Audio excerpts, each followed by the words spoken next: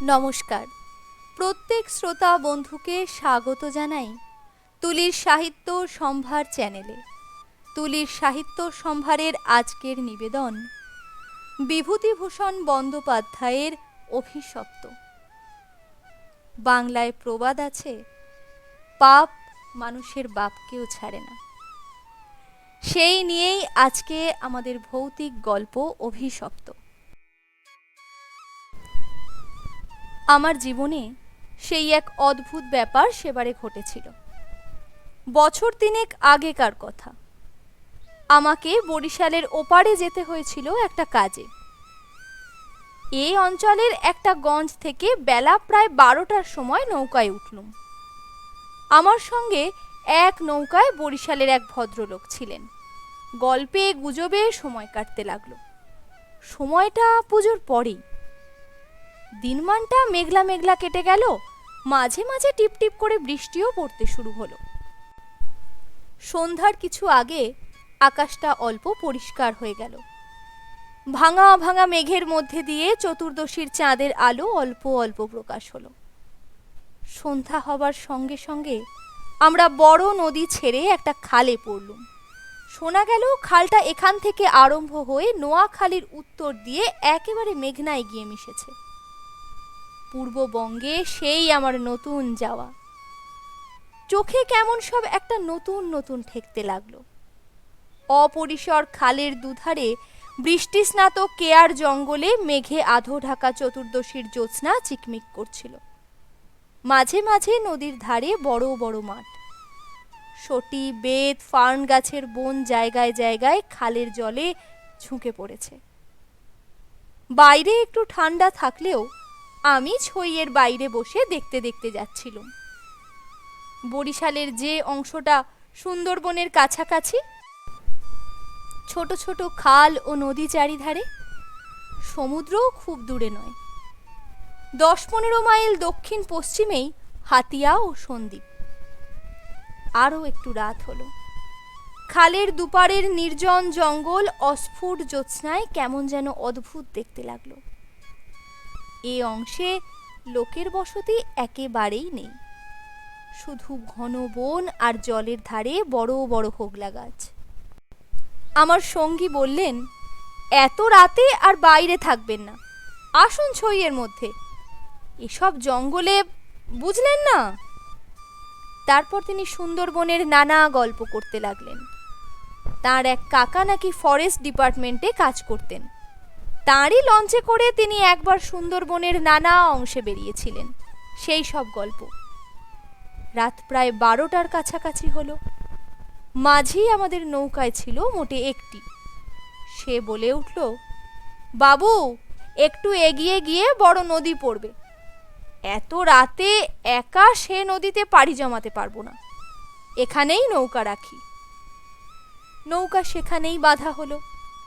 এদিকে বড় বড় গাছের আড়ালে চাঁদ অস্ত গেল। দেখলুম অপ্রশস্ত খালের দুধারেই অন্ধকার ঢাকা ঘন জঙ্গল। চারিদিকে কোনো শব্দ নেই। পতঙ্গগুলো পর্যন্ত চুপ করেছে। সঙ্গীকে বললুম, মশাই, এই তো সরু খাল, পার থেকে বাঘ লাফিয়ে পড়বে না তো নৌকার ওপর? সঙ্গী বললেন, না পড়লেই আশ্চর্য হব। শুনে অত্যন্ত পুলকে ছইয়ের মধ্যে ঘেঁষে বসলুম। খানিকটা বসে থাকবার পর সঙ্গী বললে, আসুন একটু শোয়া যাক। ঘুম তো হবে না, আর ঘুমোনো ঠিকও না। আসুন একটু চোখ বুজে থাকি। খানিকটা চুপ করে থাকবার পরে সঙ্গীকে ডাকতে গিয়ে দেখি তিনি ঘুমিয়ে পড়েছেন। মাঝিও জেগে আছে বলে মনে হলো না। ভাবলুম, তবে আমিই বা কেন মিথ্যে মিথ্যে চোখ চেয়ে থাকব। মহাজনদের পথ ধরবার উদ্যোগ করলুম। তারপর যা ঘটল সেই আমার জীবনের এক অদ্ভুত অভিজ্ঞতা। শুতে যাচ্ছি, হঠাৎ আমার কানে গেল অন্ধকার বনে ঝোপের ওপাশে অনেক দূরে গভীর জঙ্গলের মধ্যে কে যেন কোথায় গ্রামাফোন বাজাচ্ছে। তাড়াতাড়ি উঠে বসলাম। গ্রামাফোন এ বনে এত রাত্রে গ্রামাফোন কে বাজাবে? কান পেতে শুনলুম, গ্রামাফোন না, অন্ধকারে হিজল হিতাল গাছগুলো যেখানে খুব ঘন হয়ে গেছে সেখান থেকে কারা যেন উচ্চ কণ্ঠে আর্ত করুণ সুরে কি যেন বলছে। খানিকটা শুনে মনে হলো সেটা একাধিক লোকের সমবেত কণ্ঠস্বর। প্রতিবেশীর তেতলার ছাদে গ্রামাফোন বাজলে যেমন খানিকটা স্পষ্ট খানিকটা অস্পষ্ট অথচ বেশ একটা একটানা সুরের ঢেউ এসে কানে পৌঁছায়, এও অনেকটা সেইভাবে। মনে হলো যেন কতগুলো অস্পষ্ট বাংলা ভাষার শব্দও কানে গেল,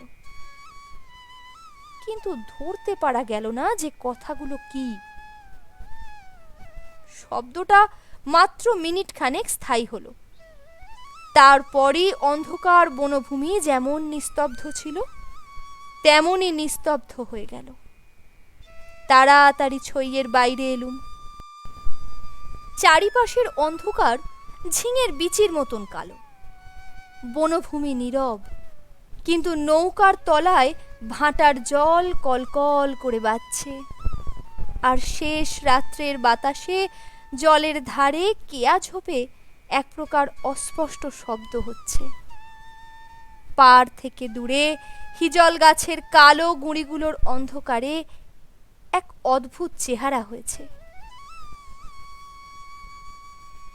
ভাবলাম সঙ্গীদের ডেকে তুলি, আবার ভাবলুম বেচারিরা ঘুমোচ্ছে, ডেকেই বা কি হবে, তার চেয়ে বরং নিজেই জেগে বসে থাকি। দাঁড়িয়ে দাঁড়িয়ে একটা সিগারেট ধরালুম, তারপর আবার ছইয়ের মধ্যে ঢুকতে যাব। এমন সময় সেই অন্ধকারে ঢাকা বিশাল বনভূমির কোনো অংশ থেকে সুস্পষ্ট উচ্চ আর্ত করুণ ঝিঝি পোকার রবের মতো তীক্ষ্ণ স্বর তীরের মতন জমাট অন্ধকারের বুক চিরে আকাশে উঠল। ওগো নৌকা যাত্রীরা, তোমরা কারা যাচ্ছ? আমরা শ্বাস বন্ধ হয়ে মলুম, আমাদের ওঠাও ওঠাও, আমাদের বাঁচাও। নৌকার মাঝিটা ধর্মর করে জেগে উঠল।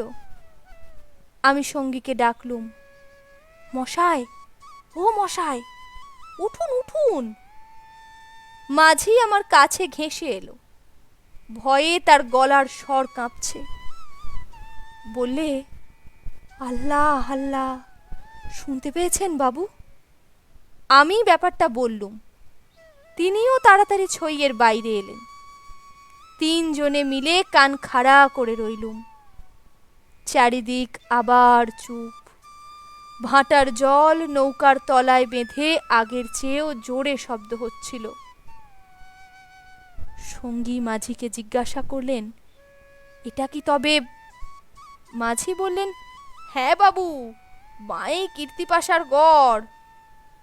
সঙ্গী বললেন, তবে তুই এত রাত্রে এখানে নৌকা রাখলি কেন? বেকুব কোথাকার। মাঝি বললে, তিনজন আছি বলেই রেখেছিলুম বাবু, ভাটার টানে নৌকা পিছিয়ে নেবার তো জো ছিল না। কথাবার্তার ধরন শুনে সঙ্গীকে বললুম, কি মশাই, কি ব্যাপার? আপনি কিছু জানেন নাকি? ভয়ে যত না হোক বিস্ময়ে আমার কেমন যেন হয়ে গিয়েছিল। সঙ্গী বললেন, ওরে, তোর সেই কেরোসিনের ডিবেটা জ্বাল, আলো জেলে বসে থাকা যাক, রাত এখন ঢের। মাঝিকে বললুম, তুই শব্দটা শুনতে পেয়েছিলি? সে বললে, হ্যাঁ বাবু, আওয়াজ কানে গিয়েই তো আমার ঘুম ভেঙে গেল। আমি আরও দুবার নৌকা বেয়ে যেতে যেতে ও ডাক শুনেছি। সঙ্গী বললেন, এটা এ অঞ্চলের একটা অদ্ভুত ঘটনা। তবে এ জায়গাটা সুন্দরবনের সীমানায় বলে আর এ অঞ্চলে কোনো লোকালয় নেই বলে শুধু নৌকার মাঝিদের কাছেই এটা সুপরিচিত। এর পেছনে একটা ইতিহাস আছে, সেটা অবশ্য নৌকোর মাঝিদের পরিচিত নয়। সেইটি আপনাকে বলি, শুনুন। তারপর ধুমায়িত কেরোসিনের ডিবার আলোয় অন্ধকার বনের বুকের মধ্যে বসে সঙ্গীর মুখে কীর্তিপাশার গড়ের ইতিহাসটা শুনতে লাগলুম। ৩০০ বছর আগেকার কথা। মুনিম খাঁ তখন গৌড়ের সুবাদার। এ অঞ্চলে তখন ১২ ভূঁইয়ার ২ প্রতাপশালী ভূঁইয়া রাজা রামচন্দ্র রায় ও ঈশা খাঁ মসনদ ই আলীর খুব প্রতাপ। মেঘনার মোহনার বাহিরে সমুদ্র, যাকে এখন সন্দ্বীপ চ্যানেল বলে, সেখানে তখন মগ আর পর্তুগিজ জলদস্যুরা শিকারের নেশনে সেন পক্ষীর মতো ওত পেতে বসে থাকত। সে সময় এখানে এরকম জঙ্গল ছিল না। এ সমস্ত জায়গা তখন কীর্তি রায়ের অধিকার ছিল। এইখানে তার সুদৃঢ় দুর্গ ছিল। মগ জলদস্যুদের সঙ্গে তিনি অনেকবার লড়েছিলেন। তার অধীনে সৈন্য, সামন্ত, কামান, যুদ্ধের কোষা সবই ছিল। সন্দ্বীপ তখন ছিল পর্তুগিজ জলদস্যুদের প্রধান আড্ডা। এদের আক্রমণ থেকে আত্মরক্ষা করবার জন্য এ অঞ্চলে সকল জমিদারকেই সৈন্যবল দৃঢ় করে গড়তে হতো। এ বনের পশ্চিম ধার দিয়ে তখন আর একটা খাল বড় নদীতে গিয়ে পড়ত। বনের মধ্যে তার চিহ্ন এখনো আছে। কীর্তি রায় অত্যন্ত অত্যাচারী এবং দুর্ধর্ষ জমিদার ছিল। তার রাজ্যে এমন সুন্দর মেয়ে কমই ছিল যে তার অন্তঃপুরে একবার না ঢুকেছে। তাছাড়া তিনি নিজেও এক প্রকার জলদস্যু ছিলেন। তার নিজের অনেকগুলো বড় ছিপ ছিল। আশেপাশের জমিদারি, এমনকি নিজের জমিদারির মধ্যেও সম্পত্তিশালী গৃহস্থের ধনরত্ন, স্ত্রী কন্যা লুটপাট করা রূপ মহৎ কার্যে সেগুলি ব্যবহৃত হতো। কীর্তি রায়ের পাশের জমিদারি ছিল কীর্তি রায়ের এক বন্ধুর। এরা ছিলেন চন্দ্রদ্বীপের রাজা রামচন্দ্র রায়দের পত্তনিদার। অবশ্য সে সময়ে অনেক পত্তনিদারের ক্ষমতা এখনকার স্বাধীন রাজাদের চেয়ে বেশি ছিল। কীর্তি রায়ের বন্ধু মারা গেলে তার তরুণ বয়স্ক পুত্র নরনারায়ণ রায় পিতার জমিদারির ভার পান। নরনারায়ণ তখন সবে যৌবনে পদার্পণ করেছেন। অত্যন্ত সুপুরুষ, বীর ও শক্তিমান। নরনারায়ণ কীর্তি রায়ের পুত্র চঞ্চল রায়ের সমবয়সী ও বন্ধু। সেবার কীর্তি রায়ের নিমন্ত্রণে নরনারায়ণ রায় তাঁর রাজ্যে দিন কতকের জন্য বেড়াতে এলেন। চঞ্চল রায়ের তরুণী পত্নী লক্ষ্মী দেবী স্বামীর বন্ধু নরনারায়ণকে দেবরের মতো স্নেহের চোখে দেখতে লাগলেন। ২-১ দিনের মধ্যেই কিন্তু সে স্নেহের চোটে নরনারায়ণকে বিব্রত হয়ে উঠতে হলো। নরনারায়ণ রায় তরুণ বয়স্ক হলেও একটু গম্ভীর প্রকৃতির। বিদ্যুৎ চঞ্চলা তরুণী বন্ধু পত্নীর ব্যঙ্গ পরিহাসে গম্ভীর প্রকৃতির নরনারায়ণের মান বাঁচিয়ে চলা দুষ্কর হয়ে পড়ল। স্নান করে উঠেছেন, মাথার তাজ খুঁজে পাওয়া যায় না। নানা জায়গায় খুঁজে হয়রান হয়ে তার আশা ছেড়ে দিয়ে বসে আছেন। হঠাৎ কখন নিজের বালিশ তুলতে গিয়ে দেখেন তার নিচেই তাজ চাপা আছে। যদিও এর আগে তিনি বালিশের নিচে খুঁজেছেন, তার প্রিয় তরবারিখানা দুপুর থেকে বিকেলের মধ্যে 5 বারই সম্পূর্ণ অপ্রত্যাশিত স্থান থেকে খুঁজে পাওয়া গেল। তাম্বুলে এমন সব দ্রব্যের সমাবেশ হতে লাগলো যা কোনো কালেই তাম্বুলের উপকরণ নয়। তরল মস্তিষ্ক বন্ধু পত্নীকে কিছুতেই এঁটে উঠতে না পেরে অত্যাচারে জর্জরিত নরনারায়ণ রায় ঠিক করলেন তার বন্ধুর স্ত্রীটি একটু ছিটগ্রস্ত। বন্ধুর দুর্দশায় চঞ্চল রায় মনে মনে খুব খুশি হলেও বাইরে স্ত্রীকে বললে, 2 দিনের জন্য এসেছে বেচারি, ওকে তুমি যে রকম বিব্রত করে তুলেছ, ও আর কখনো এখানে আসবে না। দিন কয়েক এরকম কাটবার পর কীর্তি রায়ের আদেশে চঞ্চল রায়কে কি একটা কাজে হঠাৎ গৌড়ে যাত্রা করতে হলো। নরনারায়ণ রায়ও বন্ধুপত্নী কখন কি করে বসে সেই ভয়ে দিন কতক সশঙ্ক অবস্থায় কালযাপন করবার পর নিজের বজরায় উঠে হাঁপ ছেড়ে বাঁচলেন। যাবার সময় লক্ষ্মী দেবী বলে দিলেন, এবার আবার যখন আসবে ভাই এমন একটি বিশ্বাসী লোক সঙ্গে এনো যে রাত দিন তোমার জিনিসপত্র ঘরে বসে চৌকি দেবে। নরনারায়ণ রায়ের বজরা রায়মঙ্গলের মোহনা ছাড়িয়ে যাবার একটু পরেই জলদস্যুদের দ্বারা আক্রান্ত হল। তখন মধ্যাহ্নকাল, প্রখর রৌদ্রে বজরার দক্ষিণ দিকের দিগ্বলয় প্রসারী জলরাশি সানানো তলোয়ারের মতো ঝকঝক করছিল।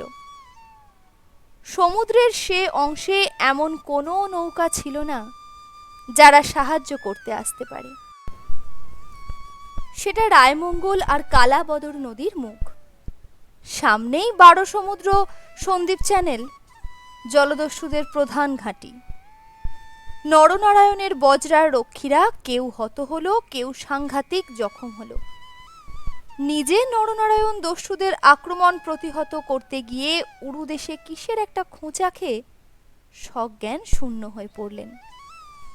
জ্ঞান হলে দেখতে পেলেন তিনি এক অন্ধকার স্থানে শুয়ে আছেন। তার সামনে কি যেন একটা বড় নক্ষত্রের মতন জ্বলছে। খানিকক্ষণ জোরে চোখের পলক ফেলবার পর তিনি বুঝলেন যাকে নক্ষত্র বলে মনে হয়েছিল তা প্রকৃতপক্ষে একটি অতি ক্ষুদ্র গবাক্ষ পথের আগত দিবালোক। নরনারায়ণ দেখলেন তিনি একটি অন্ধকার কক্ষের আর্দ্র মেঝের উপর শুয়ে আছেন। ঘরের দেওয়ালের স্থানে স্থানে সবুজ শ্যাওলার দল গজিয়েছে। আরও কদিন, আরও করাত গেল, কেউ তার জন্যে খাদ্য আনলে না। তিনি বুঝলেন যারা তাকে এখানে এনেছে তাকে না খেতে দিয়ে মেরে ফেলাই তাদের উদ্দেশ্য। মৃত্যু সামনেই, নির্মম মৃত্যু। সে দিনমানও কেটে গেল। আঘাতজনিত ব্যথায় এবং ক্ষুধা তৃষ্ণায় অবসন্ন দেহ নরনারায়ণের চোখের সামনে থেকে গবাক্ষ পথের শেষ দিবালোকে মিলিয়ে গেল। তিনি অন্ধকার ঘরে পাষাণ শয্যায় ক্ষুধা কাতর দেহ প্রসারিত করে অধীরভাবে মৃত্যুর অপেক্ষা করতে লাগলেন। প্রকৃতির একটা ক্লোরোফর্ম আছে। যন্ত্রণা পেয়ে মরছে এমন প্রাণীকে মৃত্যু যন্ত্রণা থেকে বাঁচাবার জন্য সেটা মুমূর্ষু প্রাণীকে অভিভূত করে। ধীরে ধীরে সেই দয়াময়ী মৃত্যু তন্দ্রা এসে তাকেও আশ্রয় করলে। অনেকক্ষণ পরে, কতক্ষণ পরে তা তিনি বুঝতে পারলেন না, হঠাৎ আলো চোখে লেগে তাঁর তন্দ্রা ঘোর কেটে গেল। বিস্মিত নরনারায়ণ চোখ মেলে দেখলেন তার সামনে প্রদীপ হস্তে দাঁড়িয়ে তাঁরই বন্ধু পত্নী লক্ষ্মী দেবী। কথা বলতে গিয়ে লক্ষ্মী দেবীর ইঙ্গিতে নরনারায়ণ থেমে গেলেন। লক্ষ্মী দেবী হাতের প্রদীপটি আঁচল দিয়ে ঢেকে নরনারায়ণকে তার অনুসরণ করতে ইঙ্গিত করলেন। একবার নরনারায়ণের সন্দেহ হল, এসব স্বপ্ন নয় তো। কিন্তু ওই যে দীপশিখার উজ্জ্বল আলোয় আর্দ্র ভিত্তিক গাত্রের সবুজ শ্যাওলার দল স্পষ্ট দেখা যায়। নরনারায়ণ শক্তিমান যুবক, ক্ষুধায় দুর্বল হয়ে পড়লেও নিশ্চিত মৃত্যুর গ্রাস থেকে বাঁচবার উৎসাহে তিনি দৃঢ় পদে অগ্রবর্তিনী ক্ষিপ্রগামিনী বন্ধু পত্নীর পশ্চাৎ পশ্চাৎ চললেন। একটা বক্র গতি পাথরের সিঁড়ি দিয়ে উপরে উঠে একটা দীর্ঘ সুড়ঙ্গ পার হবার পর তিনি দেখলেন যে তাঁরা কীর্তি রায়ের প্রাসাদের সামনের খালধারে এসে পৌঁছেছেন।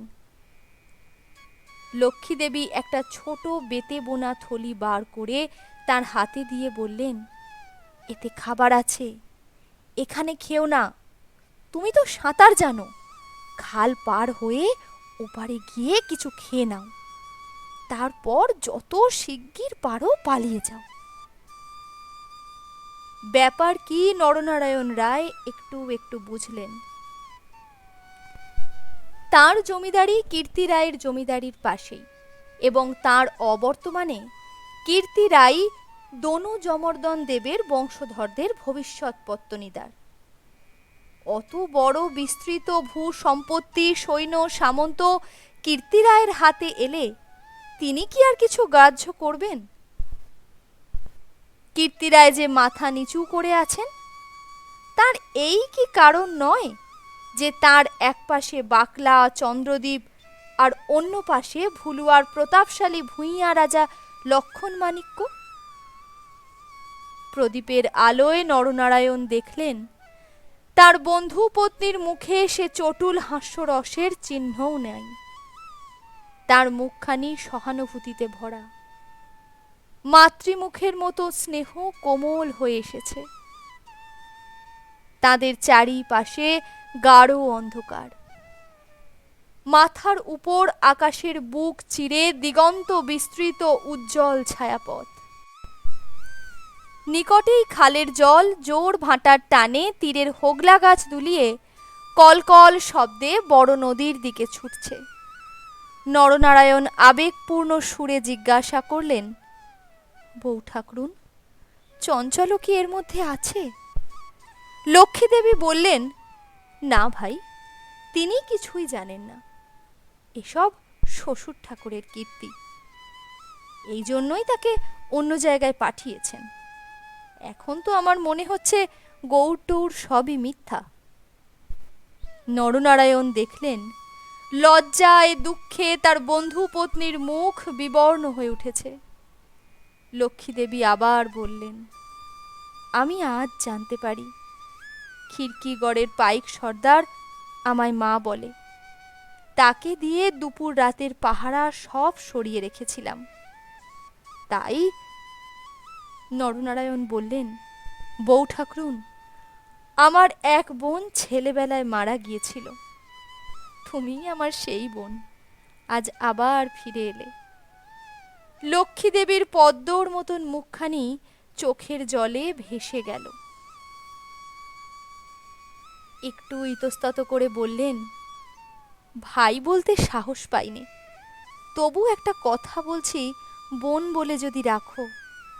নরনারায়ণ জিজ্ঞাসা করলেন, কি কথা বৌ ঠাকুরুন? লক্ষ্মীদেবী বললেন, তুমি আমার কাছে বলে যাও ভাই, যে শ্বশুর ঠাকুরের কোনো অনিষ্ট চিন্তা তুমি কোনো দিন করবে না। নরনারায়ণ রায় একটুখানি কি ভাবলেন, তারপর বললেন, তুমি আমায় প্রাণ দিলে বৌ ঠাকুরুন, তোমার কাছে বলে যাচ্ছি, তুমি বেঁচে থাকতে আমি তোমার শ্বশুরের কোনো অনিষ্ট চিন্তা করব না।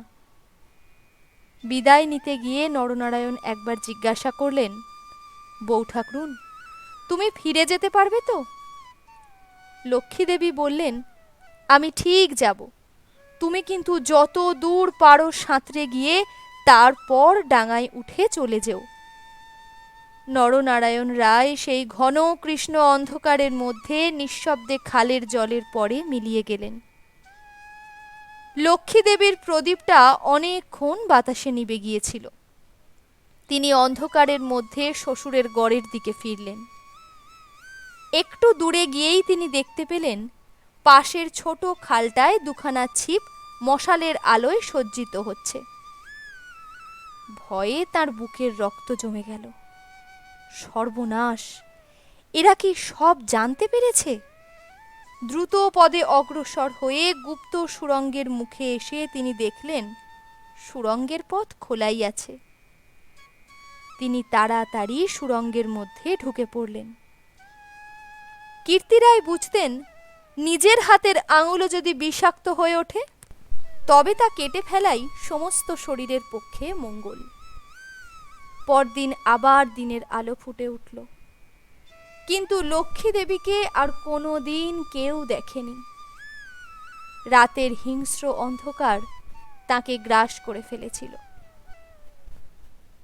নরনারায়ণ রায় নিজের রাজধানীতে বসে সব শুনলেন। গুপ্ত সুড়ঙ্গের দুধারের মুখ বন্ধ করে কীর্তি রায় তাঁর পুত্রবধূর শ্বাসরোধ করে তাকে হত্যা করেছেন। শুনে তিনি চুপ করে রইলেন। এর কিছুদিন পরে তার কানে গেল বাসুন তার লক্ষণ রায়ের মেয়ের সঙ্গে শীঘ্রই চঞ্চলের বিয়ে। সেদিন রাত্রে চাঁদ উঠলে নিজের প্রাসাদ শিখরে বেড়াতে বেড়াতে চারিদিকের শুভ্র সুন্দর আলোয় সাগরের দিকে দৃষ্টিপাত করে দৃঢ়চিত্ত নরনারায়ণ রায়ের চোখের পাতাও যেন ভিজে উঠল। তার মনে হলো তার অভাগিনী বউ ঠাকুরানীর হৃদয় নিঃসারিত নিষ্পাপ অকলঙ্ক পবিত্র স্নেহের ঢেউয়ে সারা জগৎ ভেসে যাচ্ছে। মনে হলো তাঁরই অন্তরের শ্যামলতায় জ্যোৎস্না ধৌত বনভূমির অঙ্গে অঙ্গে শ্যামল সুন্দর শ্রী নীরব আকাশের তলে তার চোখের দুষ্ট হাসিটি তারায় তারায় নবমল্লিকার মতন ফুটে উঠেছে। নরনারায়ণ রায়ের পূর্বপুরুষেরা দুর্ধর্ষ ভূমাধিকারী দস্যু। হঠাৎ পূর্বপুরুষের সেই বর্বর রক্ত নরনারায়ণের ধমনীতেও নেচে উঠল। তিনি মনে মনে বললেন, আমার অপমান আমি একরকমে ভুলেছিলাম বউ ঠাকুরুন, কিন্তু তোমার অপমান আমি সহ্য করব না কখনো। কিছুদিন কেটে গেল। তারপর একদিন এক শীতের ভোর রাত্রির কুয়াশা কেটে যাওয়ার সঙ্গে সঙ্গে দেখা গেল কীর্তি রায়ের গড়ের খালের মুখে ছিপে সুলুপে জাহাজে ভরে গিয়েছে। তোপের আওয়াজে কীর্তি রায়ের প্রাসাদ দুর্গের ভিত্তি ঘন ঘন কেঁপে উঠতে লাগল। কীর্তি রায় শুনলেন আক্রমণকারী নরনারায়ণ রায়, সঙ্গে দুরন্ত পর্তুগিজ জলদস্যু সিবাস্টিও গঞ্জালেস। উভয়ের সম্মিলিত বহরের 40খানা কোষা খালের মুখে চড়াও হয়েছে, পুরা বহরের বাকি অংশ বাহির নদীতে দাঁড়িয়ে। এ আক্রমণের জন্য কীর্তি রায় পূর্ব থেকেই প্রস্তুত ছিলেন। কেবল প্রস্তুত ছিলেন না নরনারায়ণের সঙ্গে গঞ্জালেসের যোগদানের জন্য। রাজা রামচন্দ্র রায় এবং রাজা লক্ষণ মাণিক্যের সঙ্গে গঞ্জালেসের কয়েক বৎসর ধরে শত্রুতা চলে আসছে। এ অবস্থায় গঞ্জালেস যে তাঁদের পত্তনিদার নরনারায়ণ রায়ের সঙ্গে যোগ দেবে, এ কীর্তি রায়ের কাছে সম্পূর্ণ অপ্রত্যাশিত ঘটনা। তা হলেও কীর্তি রায়ের গড় থেকেও তোপ চলল। গঞ্জালেস সুদক্ষ নৌবীর, তার পরিচালনায় 10খানা সুলুপ চড়া ঘুরে গড়ের পাশের ছোট খালে ঢুকতে গিয়ে কীর্তি রায়ের নওয়াররা এক অংশ দ্বারা বাধাপ্রাপ্ত হল।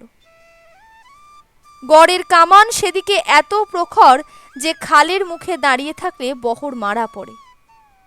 গঞ্জালেস 2খানা কামানবাহী সুলুপ ছোট খালের মুখে রেখে বাকিগুলো সেখান থেকে ঘুরিয়ে এনে চড়ার পিছনে দাঁড় করালো। গঞ্জালেসের অধীনস্থ অন্যতম জলদস্যু মাইকেল রোজারিও ডি ভেগা এই ছোট বহর খালের মধ্যে ঢুকিয়ে গড়ের পশ্চিম দিক আক্রমণ করবার জন্য আদিষ্ট হল।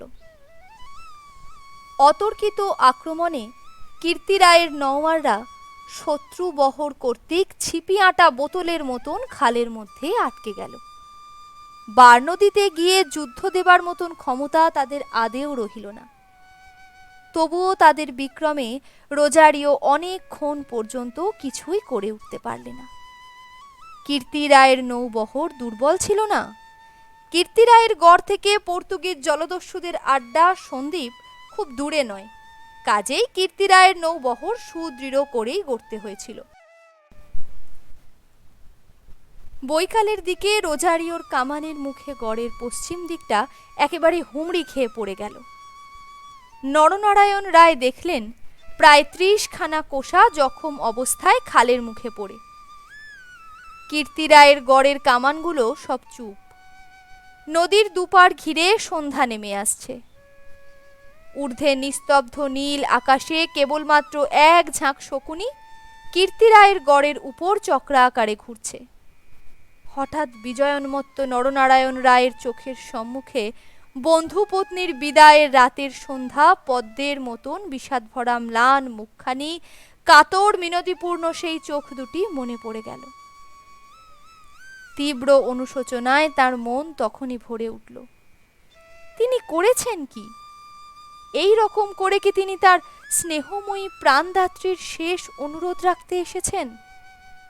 নরনারায়ণ রায় হুকুম জারি করলেন, কীর্তি রায়ের পরিবারের এক প্রাণীরও যেন প্রাণহানি না হয়।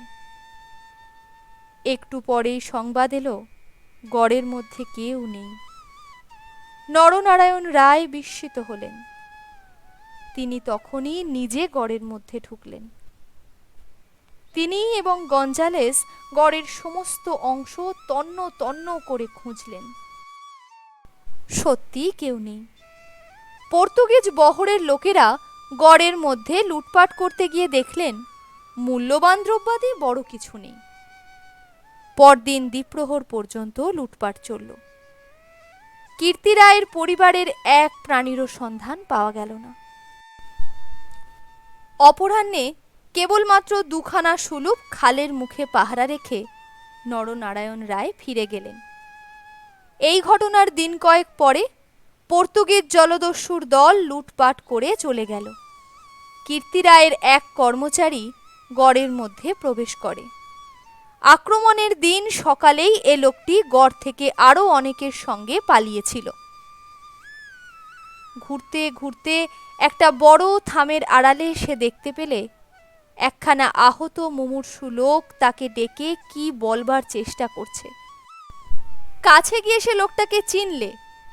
লোকটি কীর্তি রায়ের পরিবারের এক বিশ্বস্ত পুরনো কর্মচারী।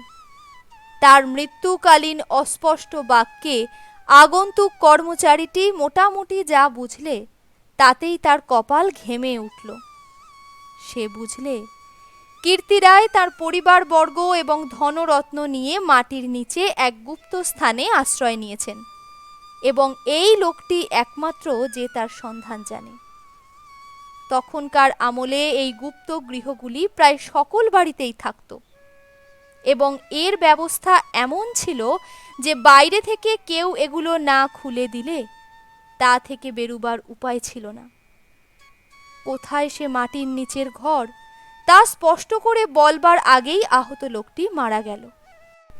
বহু অনুসন্ধানেও গড়ের কোন অংশে সে গুপ্ত গৃহ ছিল তা কেউ সন্ধান করতে পারলে না।